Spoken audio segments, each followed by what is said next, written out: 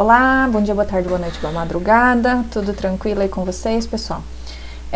Hoje nós vamos falar aí sobre um conteúdo muito importante da termodinâmica, que é a termoquímica.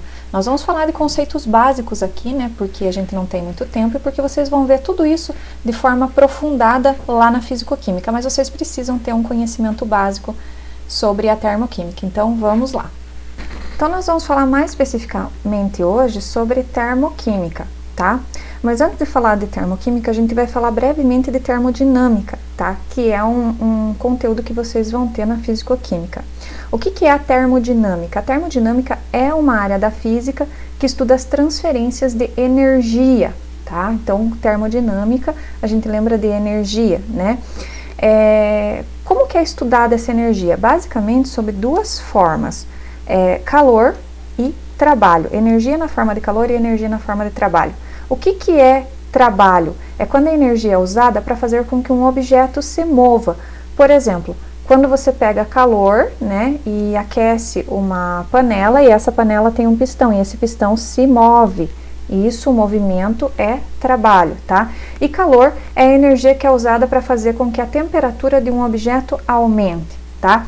Na nossa aula de hoje a gente vai se basear no calor, ok? Então, o que é energia? É a capacidade de realizar trabalho ou de transferir calor. Quando a gente fala de termodinâmica, a termodinâmica ela é baseada em leis, que vocês vão estudar mais profundamente lá na fisicoquímica, tá? E ele estuda os sistemas onde ocorrem essas trocas de energia que a gente está falando. Por exemplo, nas baterias, que conversão de energia que acontece? É uma transformação de energia química para energia elétrica, que ocorre nas baterias, né?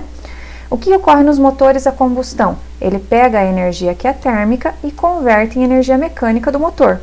Na termoelétrica, ele pega a energia térmica e converte em energia elétrica. Então, a termodinâmica estuda essas conversões de energia, por exemplo. Tá? Quais são as leis da termodinâmica? Vocês vão ver na fisicoquímica que para cada lei dessa daqui, vocês têm um conteúdo bem amplo para estudar. Eu fiz aqui resumidamente somente. Tem a lei zero, que relaciona o conceito de temperatura, fala dos termômetros. A primeira lei da termodinâmica, que é relacionada ao conceito de energia. A segunda lei, que é associada ao conceito de entropia. A terceira lei, que é relacionada ao limite constante da entropia, quando a temperatura em Kelvin se aproxima de zero, tá? Esse aqui é só um básico para vocês, a gente não vai falar de nenhuma dessas leis em específico, mas nós vamos falar de alguns conceitos básicos que vocês precisam saber para estudar essas leis lá na frente, ok? A termoquímica que nós vamos estudar hoje, ela faz parte da termodinâmica, tá? É o estudo das quantidades de calor liberadas ou absorvidas durante as reações químicas, por isso o nome é termoquímica. Então veja aqui nesse esquema, eu tenho a termodinâmica, dentro da termodinâmica a gente tem a termoquímica, que é o estudo da quantidade de calor, que é uma forma de energia, né? Por isso faz parte da termodinâmica e é durante a reação química, por isso que a gente estuda isso na química, ok? Antes de falar de aprofundar o nosso conhecimento aqui, a gente precisa estudar os sistemas, entender o que são os sistemas. O que é sistema? Sistema é uma região específica em que nós estamos interessados em estudar. Por exemplo, digamos que eu tenho aqui esse tubo de ensaio e eu quero estudar o que está acontecendo ali dentro daquele tubo de ensaio. Então, isso que está dentro do tubo de ensaio é o meu sistema, tá? Um copo com água, uma mistura reacional, por exemplo, é o sistema, é o que eu quero estudar. E o que é vizinhança? Vizinhança é tudo que está fora do sistema, né? Por exemplo, digamos que eu coloque aqui um banho-maria, né? Isso daqui é a vizinhança. Digamos que eu não tenha nada aqui, então o universo todo é a vizinhança, tá certo? É onde está a mistura reacional. Quais são os tipos de sistemas que a gente tem? Aberto, fechado e isolado. Um sistema aberto é aquele que pode trocar matéria e energia com a vizinhança. Então veja que aqui eu tenho o meu sistema reacional. Pode ser que ele absorva umidade, né, água da vizinhança, do universo, né? Pode ser que ele libere calor para a vizinhança, então ele está trocando matéria e energia com a vizinhança, certo? Sistema fechado é quando eu tampo aqui. Se eu tampar o meu recipiente aqui, ele pode trocar somente energia, mas não matéria, ou seja, ele não vai absorver água, ele não vai absorver pó, nada de fora, nem vai liberar vapor para o meio externo, para a vizinhança. Porém, eu posso colocar ele num banho-maria, ele pode ser aquecido, pode trocar energia com a vizinhança. E por último, nós temos os sistemas isolados, são aqueles que são fechados e também não podem trocar energia com a vizinhança. Por exemplo, as garrafas térmicas, né? As garrafas térmicas, quando estão fechadas, elas não trocam nem matéria, nem energia, e elas possuem um sistema isolante que não permite que elas troquem calor também com a vizinhança, ok? As reações químicas, elas podem ou liberar ou absorver calor, tá? Que nós estamos falando de calor, né? Por exemplo, a queima do carvão libera calor. Queima do carvão é uma reação de combustão, ou seja, um composto orgânico reagindo com oxigênio, formando CO2. Esta reação libera calor para a vizinhança. A gente diz que é uma reação exotérmica, exo para fora, térmica, calor, ok? Já a decomposição do carbonato de cálcio, ela absorve calor. Então, eu tenho carbonato de cálcio, que forma óxido de cálcio e gás carbônico. Esta reação é endotérmica, ou seja, para que ela ocorra, eu tenho que fornecer calor para o carbonato de cálcio, senão ela não acontece. Ela absorve calor para formar os produtos. É uma reação endotérmica, ok? Então, tem lá, reações endotérmicas absorvem calor. Reações exotérmicas liberam calor. E como é que é medido essa liberação ou absorção de calor pelas reações químicas? Através do que a gente chama de calorímetros, né? Então, nós temos ali um exemplo de um calorímetro, ok? Nós temos ali água, ok? Tem um recipiente ali, um cadinho, uma bomba de aço, um recipiente de aço inox. Esse sistema aqui, ele é fechado, mas tem um vidro aqui que permite a troca de energia com a água. Ali dentro daquele cadinho, eu coloco uma amostra, por exemplo, carbono, né? Tem um agitador da água para manter a temperatura da água homogênea. Eu tenho um termômetro para eu visualizar a temperatura da água aqui pelo lado de fora. Então, a amostra é colocada aqui dentro, é feito uma combustão, né, reação com oxigênio, por exemplo, e aí a combustão é exotérmica, por exemplo, ela libera calor. Aquele calor liberado aqui dentro da reação vai ser sentido pela água, porque esse sistema aqui, entre a água e o cadinho, ele é um sistema simplesmente fechado, mas não é isolado. Então, ele permite troca de calor.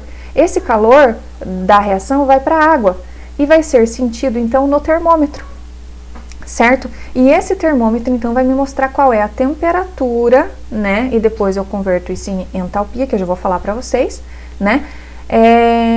Para mostrar qual é a energia, né? O calor liberado por aquela reação.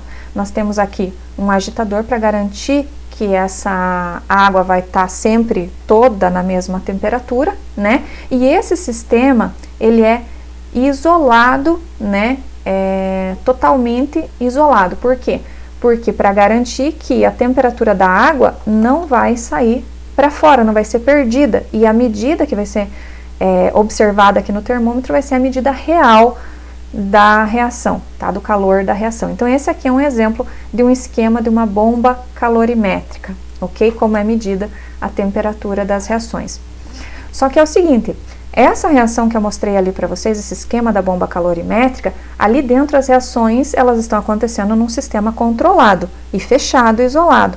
Mas as reações, normalmente, elas não acontecem num sistema fechado, elas acontecem no sistema aberto. Por exemplo, quando eu estou lá no laboratório, né, que eu uso o meu tubo de ensaio, a reação está na temperatura ambiente, a pressão ambiente, né? Então, a energia de uma reação que acontece na pressão ambiente, na temperatura ambiente, a gente chama de entalpia, representada pela letra H. Nós não podemos calcular a entalpia de uma dada reação, mas nós podemos calcular o valor da variação da entalpia. Então, todas as moléculas íons, elas têm energia interna. Quando você está fazendo uma reação, o que acontece? Você está rompendo algumas ligações para formar novas ligações, porque é isso que é uma reação química. Rompimento de ligações, formação de novas ligações, né? Aí nós temos, então, o seguinte esquema, reagentes indo para produtos. Imagine que a energia dos reagentes, vamos dizer aqui em valores, seja 10 kJ, e a energia dos produtos seja 5 kJ, né? Ou seja, a energia dos reagentes é maior que a energia dos produtos. Para formar os produtos, aqui eu preciso só de 5 kJ, mas eu tenho 10. Ou seja, 5 vão ser usados para formar o produto. E os outros 5? Os outros 5 vão ser liberados na forma de calor, né? Eles sobram e sobram na forma de calor. Esta reação libera calor. Então, esta reação ela é exotérmica, né? Exotérmica porque ela libera calor, certo? Como eu tenho aqui variação de entalpia, né? Entalpia de 10, entalpia de 5, por exemplo. O que é a variação de energia? É a energia dos produtos menos a energia dos reagentes. No caso, nós estamos falando de entalpia, o ΔH, a variação de entalpia, é a entalpia dos produtos menos a entalpia dos reagentes.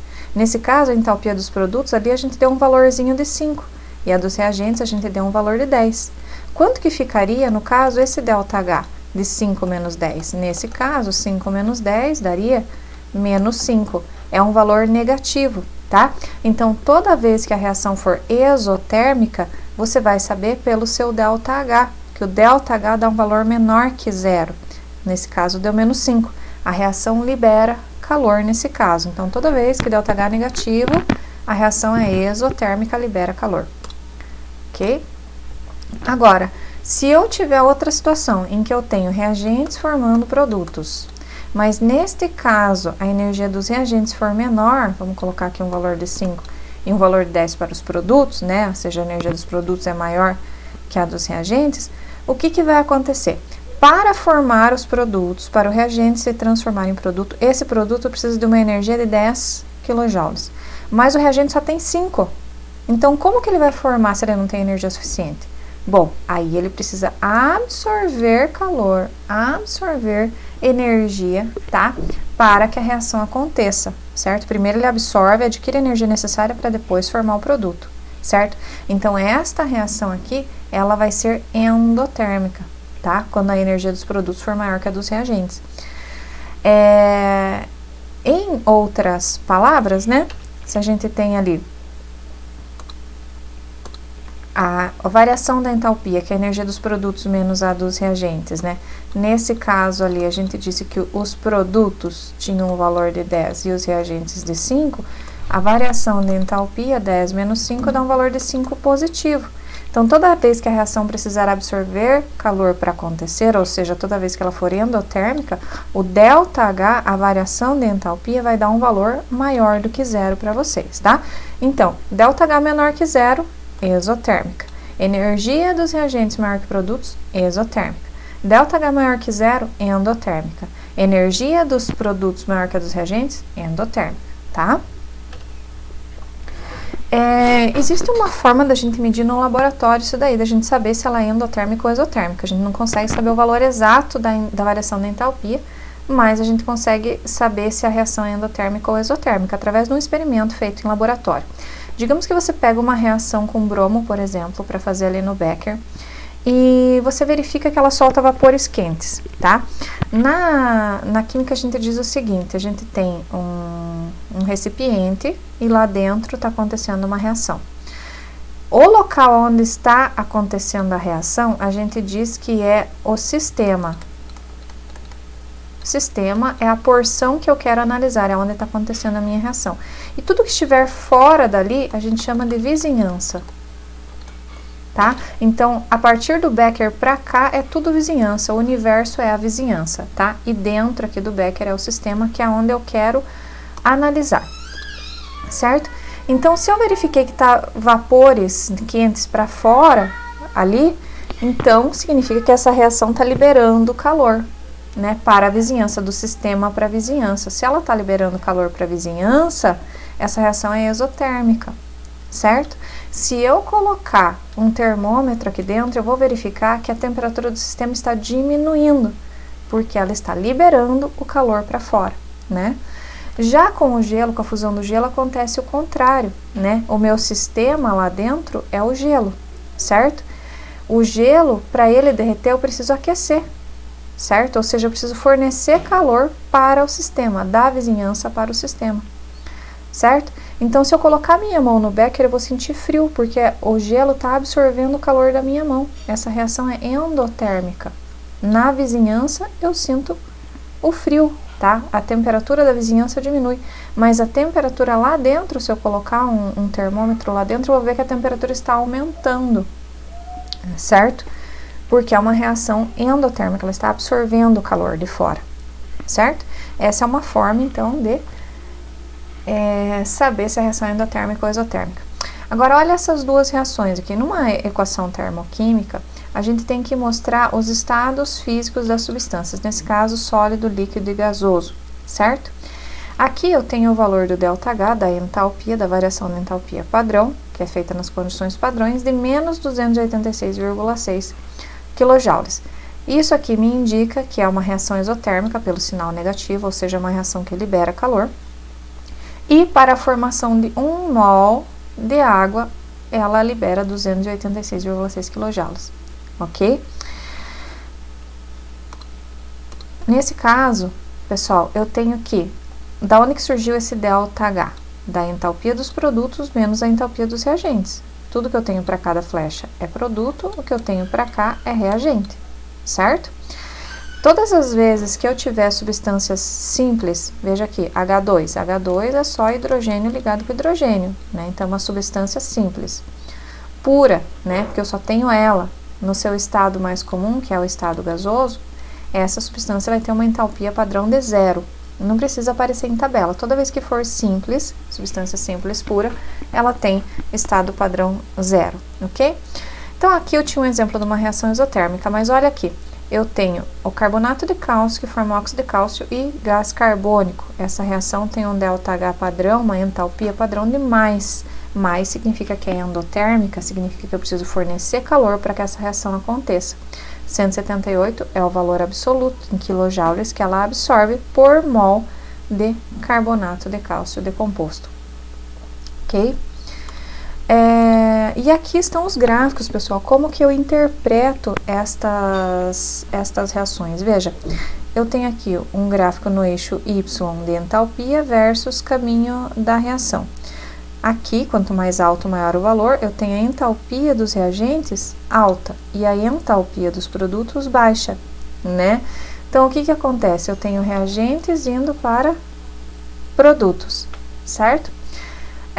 Reagentes indo para produtos com uma energia baixa, digamos de 5 aqui e de 10 aqui. É aquela coisa, a diferença da entalpia no ΔH é produtos menos o reagente, vai ser um valor de menos 5. Deu um ΔH menor que 0, então a reação é exotérmica, ela libera calor, né?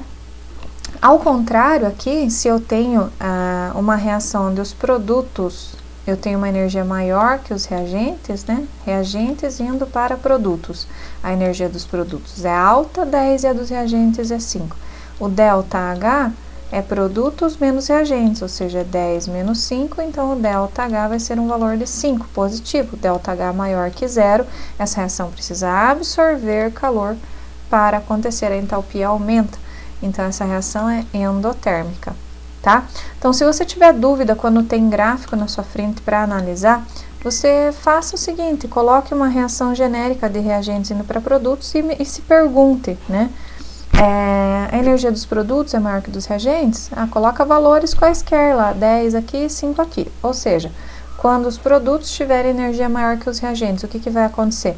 Você sabe que o ΔH é o H dos produtos menos o H dos reagentes, ou seja, o ΔH seria, nesse caso, 10 menos 5, ΔH igual a 5. Então, seria positivo. Positivo é uma reação endotérmica, né? Você já sabe que é uma reação endotérmica. Então, qual gráfico representaria melhor isso? Onde os reagentes têm energia menor que a dos produtos? Aqui. Esse seria um gráfico de reação endotérmica. Uma boa aplicabilidade dessas reações endotérmicas e exotérmicas são através das compressas quentes e compressas frias. Quando tem alguns atletas que se machucam durante a prática dos esportes, né? Eles têm saquinhos com componentes ali dentro e água do outro. Quando eles quebram, eles misturam essa substância com água. Esse saquinho ele pode aquecer ou pode resfriar. Isso acontece por conta da reação química que está acontecendo ali dentro. Por exemplo, o cloreto de cálcio, né, quando ele está ali dentro do saquinho, né, está separado da água, quando ele quebra, ele mistura com a água, essa reação é uma reação do tipo exotérmica, ΔH aqui negativo. Se essa reação ela é exotérmica, ela libera calor. Então, quando eu colocar essa compressa na minha perna, eu vou sentir esquentar o meu machucado, porque é uma reação exotérmica, ela libera calor para a vizinhança. Agora, o nitrato de amônio é um exemplo de uma compressa fria, porque quando ele é quebrado e misturado com a água ali, esta reação de formação do nitrato de amônio produz uma reação cujo ΔH é de mais 26,3 kJ por mol. É uma reação, nesse caso aqui, endotérmica, ela absorve calor. Então, quando eu colocar no meu machucado, a reação vai absorver calor da onde? Da minha perna. Eu vou sentir esfriar a minha perna machucada. É uma reação endotérmica, certo? Então, é um exemplo aí das compressas de emergência. Existem alguns fatores que influenciam nas entalpias das reações. Quais são? Estados físicos dos reagentes e produtos, a temperatura, o estado alotrópico dos reagentes e produtos e a quantidade de reagentes e produtos. Então, vamos ver cada um. Estado físico dos reagentes e produtos. Aqui eu tenho, pessoal, 3 reações que são iguaizinhas. Gás hidrogênio mais um meio de oxigênio formando água. A diferença entre essas 3 é aqui no produto, o estado físico do produto. Num caso é gasoso, líquido e sólido. Vejam, nesse caso eu estou convertendo gasoso, continuando com o estado gasoso. Aqui de gasoso eu estou passando para líquido. E aqui dos reagentes gasosos eu estou passando para sólido, né? O que está acontecendo com o valor absoluto aqui das entalpias? Eles estão aumentando, né? Então, o que a gente conclui? A gente conclui que a passagem de gasoso para gasoso tem um menor valor de entalpia do que de gasoso para líquido e de gasoso para sólido, tá? Isso acontece por quê?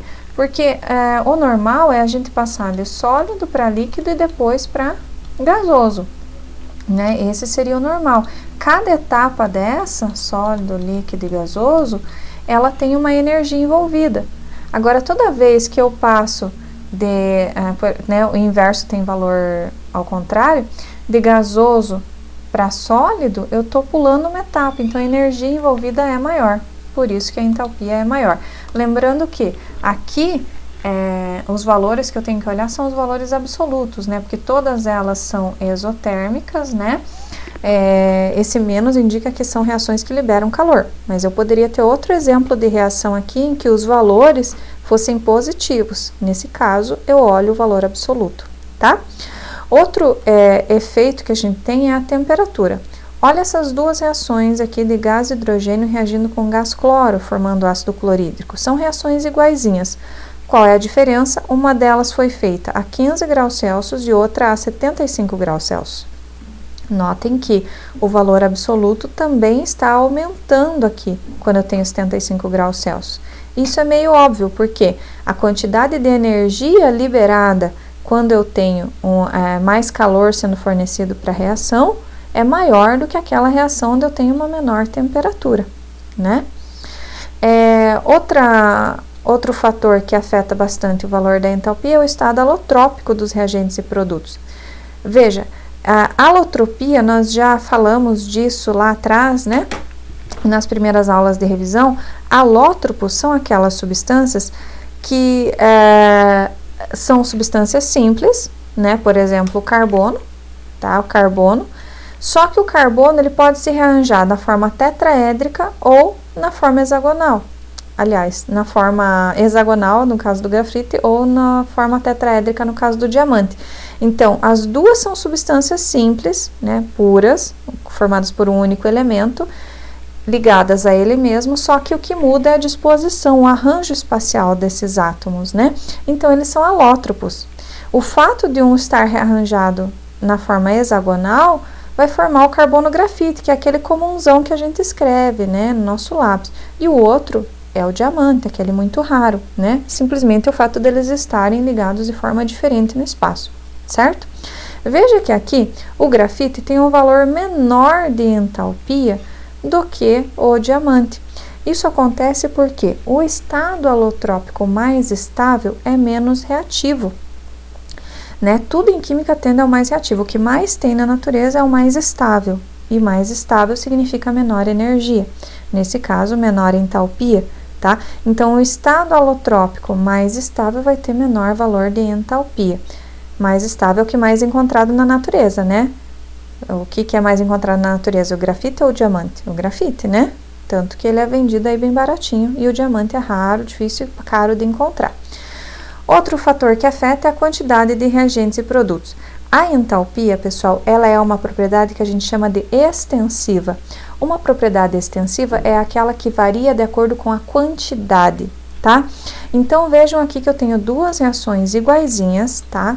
Da combustão do gás metano, que é o metano reagindo com oxigênio, formando CO2 e água, tá? Gás carbônico e água. Esse valor de entalpia é de menos 890 kJ. Aqui embaixo, eu tenho exatamente a mesma reação, porém, é uma reação com o dobro de quantidade de cada um dos reagentes. E, como consequência, também o valor da entalpia vai ser o dobro da entalpia original, tá?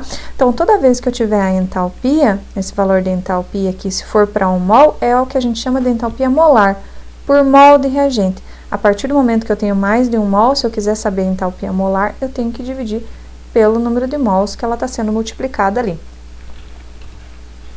E como que funciona a entalpia nas mudanças físicas? Bom, vamos pegar a água como exemplo. A água, quando sai da geladeira, no estado sólido. A água no estado sólido, quando ela passa para a água no estado líquido, né? Ela está absorvendo calor. Ela está num lugar mais quente, né? Eu tirei da geladeira, então ela vai absorver calor para se transformar no estado líquido através do processo chamado de fusão. Para isso, ela precisa absorver uma quantidade de 7 kJ, ok? Agora, digamos que eu pego aquela água e coloco numa panela e passo a aquecer. Ela vai passar do estado líquido para o estado de vapor, através do processo chamado de vaporização. Esse processo, para transformar de líquido para vapor, absorve 44 kJ, tá certo? Então, se absorve energia, esses processos onde ela vai passando de sólido para líquido para vapor são processos todos endotérmicos, onde ela absorve calor, tá? E se para passar de sólido para líquido absorveu 7, de líquido para vapor absorveu 44, isso significa que a sublimação, que vai de sólido para vapor, ela vai absorver 51 kJ, que é o somatório desse 7 e desse 44, porque ela tem que passar por todo esse processo aqui, tá? Esse é um processo, são processos endotérmicos. Agora, a entalpia, pessoal, gravem bem na cabeça. Tudo que acontece no processo direto é o contrário, mas com o mesmo valor no processo inverso. Então, pega aqui, ó. De líquido para vapor era a vaporização. De vapor para líquido, a gente chama de liquefação. Se ela absorvia 44 kJ para ser transformada para vapor, ela vai liberar 44 kJ para transformar de vapor para líquido. Vejam que é o processo inverso, o valor é o mesmo, mas aqui ela libera 44, então seria um valor de menos 44 kJ. E aqui é um valor de mais 44 kJ a entalpia, tá? Se de sólido para líquido, ela absorvia 7 kJ, de líquido para sólido, ela vai liberar os mesmos 7 kJ. Então, aqui tem um valor de menos 7 e aqui tem um valor de mais 7. Nesse caso, é a solidificação, tá? E a ressublimação, no caso que seria de passagem de vapor diretamente para sólido, teria que liberar um valor total, que é o somatório desses dois, que seria de menos 51 kJ, tá certo? Então, como que eu calculo a variação desses processos? Vamos ver como que calcularia a variação de entalpia de vaporização. O que é a vaporização? A vaporização é a passagem de líquido para vapor, né? Esse processo aqui, ó, de líquido para vapor. Qual que é o estado final? Vapor. Qual que é o estado inicial? Líquido. Então, o ΔH de vaporização, a variação da entalpia, é o processo final, que é a entalpia no estado vapor, menos a entalpia no estado líquido, tá? M significa molar, que é por mol de substância, ok? E como que ficaria a variação de entalpia de fusão? O que é a fusão? A fusão é esse outro processo aqui, né? Fusão é a passagem de sólido para líquido. Então, qual que é o estado final? Líquido. Menos, qual que é o estado inicial? Sólido. né? Então é assim que calcula o ΔH de fusão. E o ΔH de sublimação? Como que ficaria? O estado final qual que é? Vapor. O estado inicial qual que é? Sólido. Seria a entalpia de vaporização menos, no estado vapor, menos a vaporização, a entalpia no estado sólido, tá? Agora, indiferente, pessoal, por onde ele vai passar, se ele vai de sólido para líquido e depois para vapor, ou se ele vai de sólido direto para vapor, a variação da entalpia de sublimação vai ser a mesma, calculando assim ou calculando assim. Assim como somando a variação da entalpia de vaporização e de fusão. Porque o que é que está acontecendo aqui? Veja bem, se eu quiser a sublimação, eu estou querendo o processo daqui para cá. Ou seja, ele teve que passar pelo processo de vaporização e fusão.